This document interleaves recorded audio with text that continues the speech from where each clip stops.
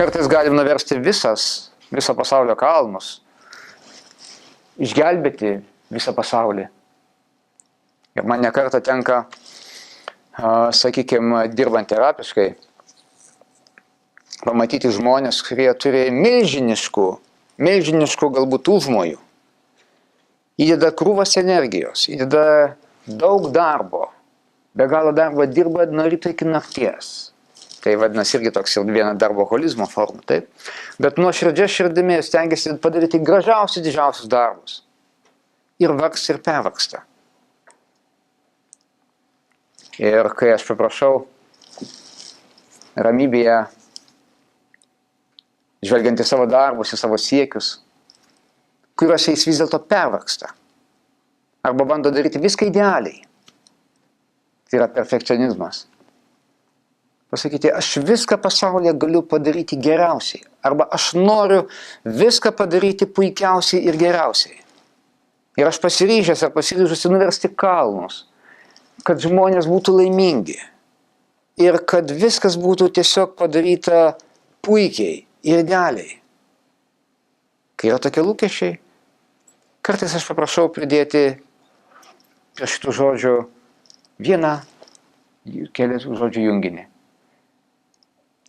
Aš pasirengusi išgelbėti visus vargstančius žmonės. Aš pasirengęs sukurti didžiausius darbus. Aš pasirengusi įdėti visą jėgą nuo ryto iki nakties, padaryti kitus žmonės laimingus. Kad tik tu mane pamatytum, mama. Ir jeigu savyje pastebėm tokius grandiozinius lūkesčius, tikslus, vienas iš būdų patikrinimo savęs yra tai. Įdėti kelių žodžių junginį. Aš pasirengusi padaryti viską pasaulyje, kas yra geriausia. Kad tik tu mane pamatytum, mama. Kartais tokiems žmonėms pasiseka nuveikti iš tiesų didelius darbus. Bet ar jie gali būti laimingi? Nes visą laiką bus kažko nepakankama. Todėl, kad tikrasis širdies troškimas ir laimė yra tai, kad mane pamatytų mama. Kad būtent jinai pamatytų mano darbus. Kad jinai pamatytų mano siekius. Kad jinai pamatytų mano laimėjimus. Nors tam užtektų paprasto šilto žodžio. Bet kai negauname to paprasto šilto žodžio, kartais darome grandiozinius darbus.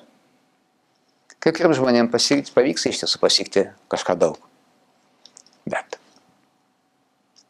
pasiekus kažkokius gražius darbus, nuveikus gerus dalykus, mes galim iš tiesų atsipūsti ir kurį laiką pailsėti ir pasidžiaugti tuo, kas yra gražu, pasidalinti su kitais ir atsipūsti ir pailsėti kažkiek tai. Tuomet gali būti, kad aš galiu džiaugtis tuo. Nes aš žinau, kad viską, ką galėjau, padariau teisingai. Kiek galėjau? Aš tik žmogus.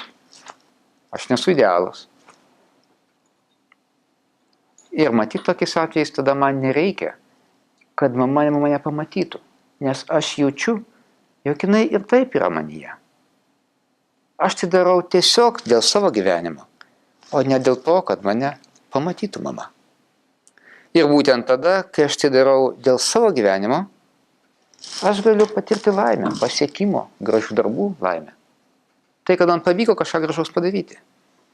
Bet jeigu aš tai darau širdyje, vis dar trokšdamas ir trokšdama, kad mane pamatytų mama, aš niekad nebūsiu patenkintas ar patenkintas savo pasiekimais. Man vis kažko trūks. Vis kažko trūks.